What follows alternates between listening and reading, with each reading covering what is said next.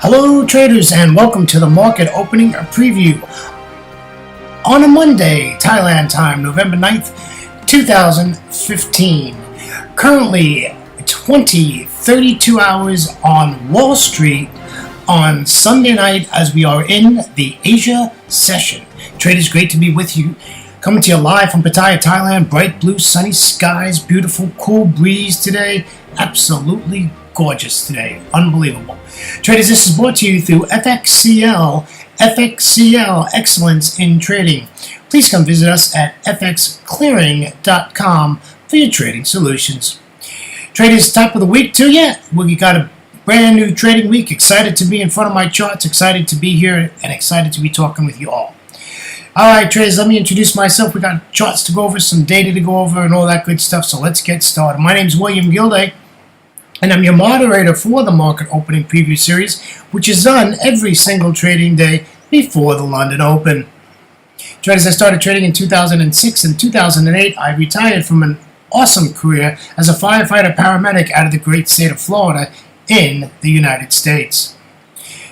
Traders, I trade very simply, I would say. I'm looking always for opportunities and probabilities, to win my trade. And how do I do that? I look at price action, price structure, support, resistance. I use Fibonacci tools a lot, and I'm just looking for reasons and entries why to do it. Right? I always look at you need 4 reasons to get into the trade, and 3 are acceptable.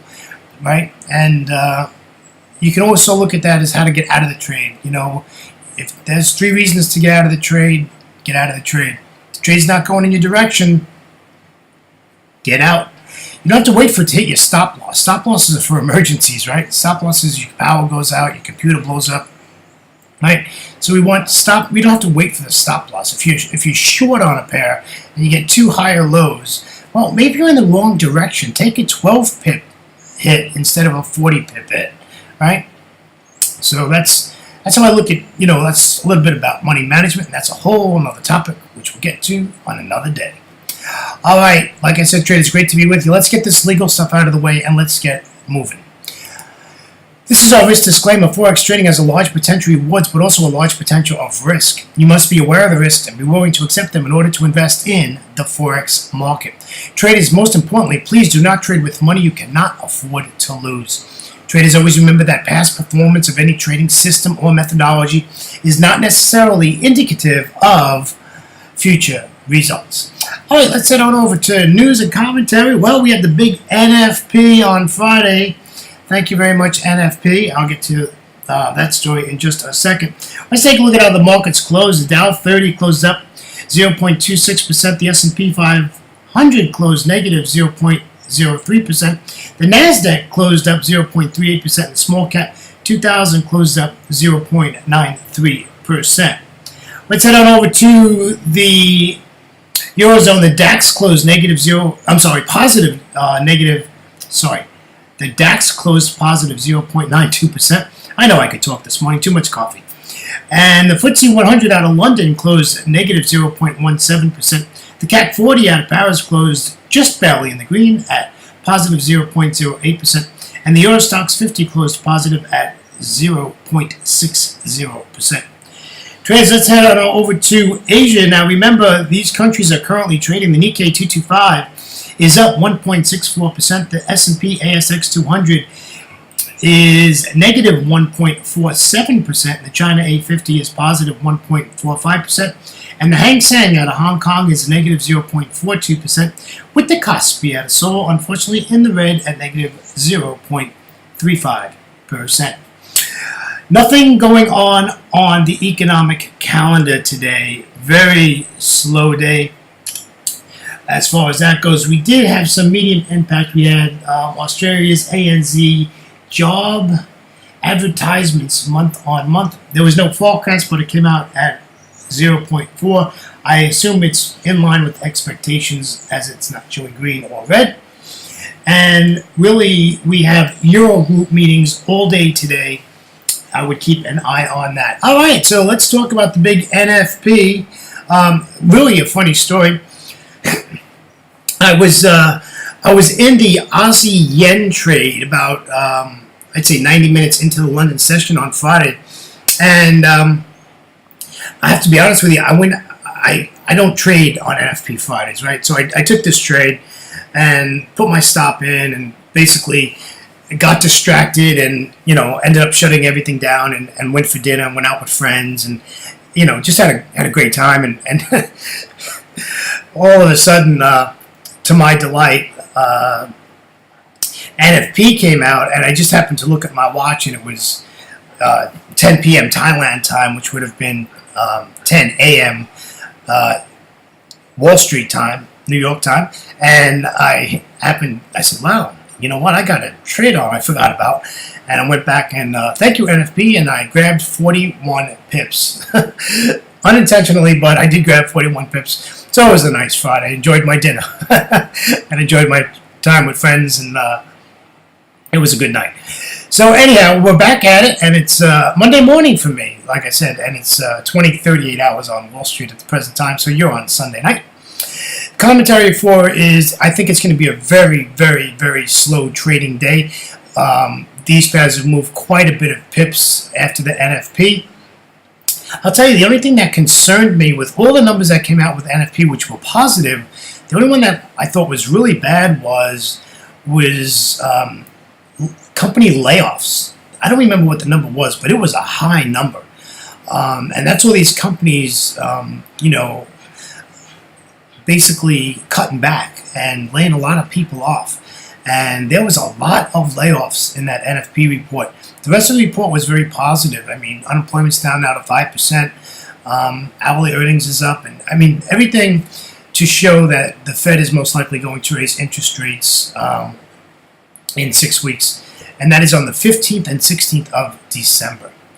All right, traders, that's enough with the commentary. Like I said, I expect a slow day today. It's a technical trading day, not a lot of data as we enter in. 24 hours from now, we do have NAB business confidence out of Australia. However, there's no forecast on that, so it's going to be hard to trade it, but it is a high impact data event. All right, let's get moving. Let's take a look at the euro dollar, which we do. And remember, these are 30-minute charts, my friends. And that means each candlestick on here is 30 minutes in duration. So NFP came out, got the big red candle. What happened? The markets basically died for the rest of the day and just went sideways. So this is a really easy trade plan. We just want this to give us a push to the upside and get out of this congestion here, the sideways price action at 1.0767, and we'll sell it. And we want to take it down to the S2 reversal pivot point at 1.0597. Very simple trade plan today, not hard. The nice thing about this trade plan is if you look left of the chart, there is no price action. Very nice. All right, let's take a look at the pound dollar. The pound dollar, how to put the old Fibonacci tool on here today. Sort of sideways action. After the NFP sort of popped up there and then popped back down, and in Asia, you can see these tiny little candles just inching its way back up there. So we'd like to see this come back up to the 38.2 fib at 1.5130, and then we'll take it back down to 1.5039. I'm not really concerned about the daily pivot point on this trade. It doesn't seem to be that significant in my opinion. So we'll just wait and see how it works out. But I'm not too concerned about the daily pivot point. There's no price action left of the chart, so I think it'll go right through there. And I'm not even expecting a bounce. We just need the pullback. And we know the pound doesn't like giving us pullbacks. All right, let's take a look at the Aussie dollar. Ooh, what happened to my chart there? Ooh, sorry about that, folks. The Aussie dollar, basically, we want this to pull back to the 23.6 fib. And again, I apologize for that, but you can see where we just need this to pull back. If you fib, you can see where I started the fib on that doji candle above the 200 exponential moving average and just put it down to that doji candle at support, and you can see the 23.6 fib. We want to take that from there and short it, and this would be a nice pair to trade. But with no data, the Aussie could be sideways for the day. We'll have to see. The only thing I'm concerned about is that we do have these Eurogroup meetings today, and it only takes one person to get in front of a microphone and make some noise and ruin our day. So we'll keep an eye on that. Let's take. I apologize about the chart, folks. Let's take a look at the Euro Aussie, which is bearish in my opinion on the higher time frames, and I just want to sell this. But we got to get through this junk.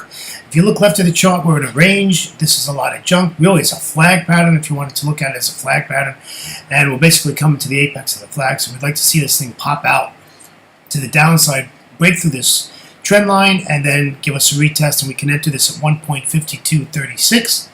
And we'll get out at our support at 1.5174. Now this one, if you look at the daily pivot point on the chart, you see I have a star next to it.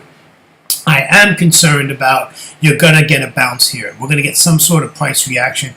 And if you look left of the chart, you can see that there's a lot of price action. So just be real careful when you're looking at that.